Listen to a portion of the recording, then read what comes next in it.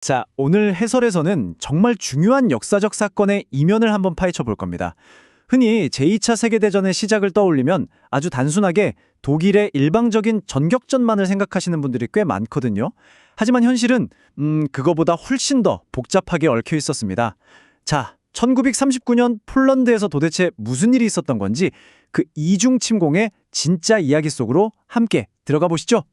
1939년 여름에 분위기가 어땠냐면요. 당시 폴란드군 총사령관이었던 에드바르트 리츠 심의구의 원수가 남긴 아주 절박한 선언이 하나 있습니다. 독일이 끝내 합병을 고집한다면 우리는 싸울 것이다. 비록 우리 곁에 동맹이 없고 홀로 남겨질지라도 말이다. 와, 어떤가요? 이 짧은 한마디에 당시 폴란드가 느꼈던 그 엄청난 위기감, 그리고 처음부터 피할 수 없었던 그 비극적인 고립 상태가 고스란히 담겨있지 않나요? 사실 당시 외교판은 말 그대로 살얼음판이었어요. 제1차 세계대전 이후에 억지로 짜맞춘 그 베르사유 조약의 불만 위에 아슬아슬하게 세워진 평화였으니까요. 폴란드 입장에서는 살아남기 위해 어떻게든 줄타기를 해야 했습니다. 1932년에는 소련하고 불가침 조약을 맺고 1934년에는 독일하고도 조약을 맺으면서 안간힘을 썼죠. 그런데 말입니다. 가장 충격적인, 아예 판을 엎어버리는 사건이 1939년 8월에 빵 터집니다. 물과 기름 같았던 철천전수, 나치 독일과 소련이 비밀리에 손을 잡고 몰로토프-리벤트로프 조약을 맺어버린 거예요. 자기들끼리 동유럽을 나눠 먹자고 말이죠. 여기서 평화는 완전히 산산조각이 나버립니다. 자, 그럼 첫 번째 섹션, 함정과 구실입니다. 어떻게 치밀하게 침공의 명분을 조작했는지 볼까요? 독일이 아까 말한 그 끔찍한 비밀 합의를 진짜로 실행하려면 일단 그럴듯한 구실이 필요했겠죠? 그래서 라인하이드리히가 이끄는 친위대 보안대가 아주 기가 막힌, 아니 정말 소름 돋는 위장작전을 꾸밉니다. 이 사람들이 아예 폴란드 군복으로 갈아입고 들어가서 글라비위츠에 있는 자기네 독일 라디오 방송국을 스스로 습격해요. 더 기가 막힌 건 뭔지 아세요? 강제 수용소 수감자들을 데려와서 잔인하게 살해한 다음에 그 시신들을 눕혀놓고 이거 봐라, 폴란드가 먼저 우리를 공격했다 하면서 사진까지 찍었다는 겁니다. 네, 전쟁을 시작하려고 완전히 100% 날조된 거짓말을 만들어낸 거죠. 이어서 두 번째 섹션, 서쪽의 망치로 넘어가 보겠습니다. 서쪽에서 밀려오는 독일군의 압도적인 공세에 대한 이야기입니다. 9월 1일 이른바 백색생황 작전이 개시되면서 본격적인 파멸의 막이 오릅니다. 북쪽과 남쪽 양 방향에서 독일군이 그야말로 쏟아져 들어오기 시작했는데요. 여기서 양측 전력을 한번 비교해보면요. 숨이 턱 막히실 겁니다. 독일군 150만 명에 폴란드군 100만 명. 병력 차이도 문제지만 장갑차나 항공기 숫자를 보면 이건 뭐 상대가 안 되는 수준이에요. 심지어 폴란드 장비는 옛날 구식이 대부분이었거든요. 상황이 이렇다 보니 폴란드 사령부로서는 어쩔 수 없이 길고 긴 국경선 전체의 병력을 얇게 쫙 펴서 배치하는 정말 위험천만한 방어 전략을 쓸 수밖에 없었던 겁니다. 자, 여기서 아마 제2차 세계대전에 관심 있는 분들이라면 꼭 한 번쯤 들어보셨을 질문을 하나 던져볼게요. 과연 폴란드 기병대가 정말로 창을 번쩍 들고 독일 전차를 향해 무모하게 돌격했을까요? 지금부터 전시 프로파간다가 어떻게 사람들의 눈을 가리고 거대한 신화를 만들어냈는지 그 진짜 내막을 파헤쳐 보겠습니다. 결론부터 말씀드리면 그거 다 가짜입니다. 폴란드 기병대가 말 타고 전차에 덤벼들었다는 이 유명한 이야기는요. 사실 한 이탈리아 종군 기자가 아주 드라마틱하게 과장해서 쓴 소설 같은 기세에 불과해요. 실제 크로연티 전투의 진실은 이렇습니다. 원래 폴란드 창기병대는 독일 보병대를 상대로 아주 성공적인 기습작전을 잘 펼치고 있었어요.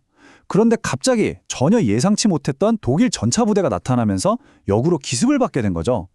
독일 언론은 이 안타까운 비극을 쏙 빼먹고 자기네 기술력이 얼마나 우월한지 자랑하기 위한 선전도구로 아주 악랄하게 써먹은 겁니다. 그러던 9월 3일, 영국과 프랑스가 드디어 독일에 선전포고를 합니다. 이때 폴란드 시민들이 느꼈을 안도감이 상상이 되시나요? 당시 헬리나 레구스카라는 분의 회고를 보면 그 벅찬 감정이 그대로 느껴져요. 우리는 서로 끌어안고 키스하고 춤을 추었다. 영국 만세. 이제 이 말도 안 되는 싸움에서 죽지 않아도 된다. 와, 정말 한 줄기 빛 같은 구원의 희망이었겠죠? 하지만 참 가슴 아프게도 여러분도 아시다시피 그 희망은 신기루처럼 사라질 운명이었습니다. 이어서 세 번째 섹션, 동쪽의 모르입니다. 이번엔 소련의 전혀 예상치 못했던 치명적인 일격을 살펴볼 차례네요. 서쪽에서는 든든한 동맹이라 믿었던 프랑스가 마지노선 뒤에 꼭꼭 숨어서 약속했던 공격을 차일피일 미루고 있었어요. 그런데 9월 17일 이번엔 동쪽 국경에서 정말 뼈아픈 일격이 날아옵니다. 무려 47만 명에 달하는 소련군이 갑자기 국경을 넘어온 거예요. 명분은 뭐 자기네 소수민족을 보호하겠다는 헛소리였죠. 당시 폴란드인이었던 야누시 바르다흐의 말을 들어보면 그 충격이 어땠는지 알 수 있습니다. 소련 군인들이 도대체 우리 땅에서 뭘 하고 있는 건지 상상조차 할 수 없었다. 그저 저 거대한 붉은 군대가 나치랑 싸워주러 왔기만을 간절히 바랄 뿐이었다. 동맹의 구원을 애타게 기다리던 사람들의 등 뒤에 완전히 상상도 못한 칼이 꽂힌 겁니다. 9월 22일 브레스트 리토프스크에서 정말 귀괴한 광경이 벌어집니다. 독일군과 소련군이 나란히 서서 합동 전승 퍼레이드를 연 거예요. 심지어 나치의 하켄크로이츠랑 소련의 붉은 별이 같이 걸린 승리의 아치 아래서 말이죠. 독일의 구데리안 장군하고 소련의 크리보셰인 장군이 서로 웃으면서 대화하는 모습은 정말 냉소적이기 짝이 없습니다. 물과 기름 같던 두 거대 세력이 중간에 낀 한 나라를 찢어발기 위해 사전에 얼마나 소름 돋게 입을 맞추고 조율했는지 명백하게 보여주는 장면입니다. 네 번째 섹션, 공포의 지배입니다.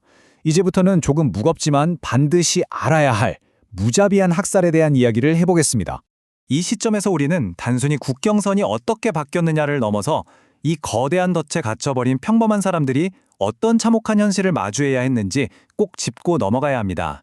독일과 소련 양쪽 다 점령한 폴란드 땅을 아예 지도에서 지워버리려고 했어요. 시민들의 권리? 그런 건 애초에 없었죠. 당시 SS 사령관 라인하르트 하이드리기가 내린 지시를 보면 정말 등골이 서늘해집니다. 평범한 하층민들은 살려두되 귀족, 사제, 유대인은 모조리 죽여야 한다. 네, 지식인과 엘리트 계층의 씨를 말려서 다시는 국가가 일어서지 못하게 만들겠다는 아주 잔혹하고 치밀한 점령 철학이었던 겁니다. 그리고 이건 단순한 땅 따먹기 전쟁이 아니었던 거예요. 처음부터 아주 치밀하게 계획된 양측의 표적 학살이었습니다. 무장 친위대의 아인자츠 그룹회는 폴란드 유대인과 지식인들을 체계적으로 사냥하듯 처형했고요. 더 충격적인 건 정규군인 독일 국방군마저도 챙스토호바라는 곳에서 민간인 1000명을 학살했다는 사실입니다. 그럼 소련은 달랐냐고요? 아니요. 소련도 점령지에서 지역 리더, 장교, 지주들을 수용소로 끌고 가거나 가차없이 총살했습니다. 독일 측에 의해서만 단 5주, 고작 5주 만에 최대 15,000명의 폴란드인이 처형되는 그야말로 끔찍한 생지옥이 펼쳐진 거죠. 마지막 5번째 섹션, 항복과 그 여파입니다.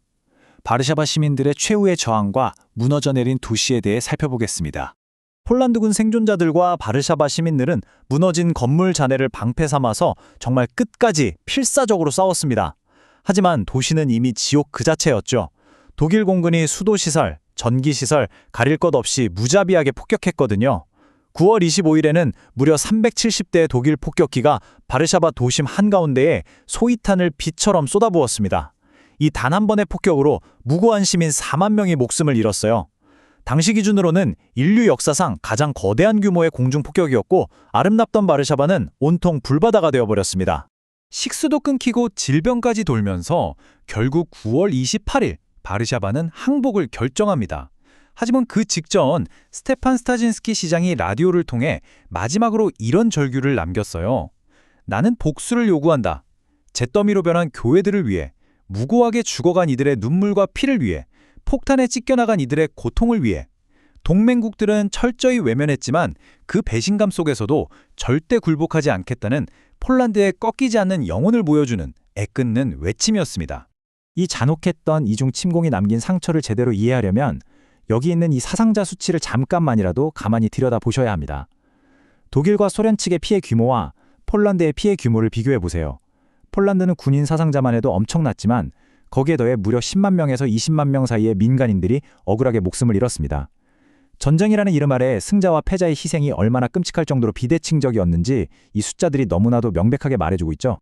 자, 이제 마지막으로 당시 전쟁을 둘러싼 또 다른 거대한 신화 하나를 확실하게 박살내보겠습니다.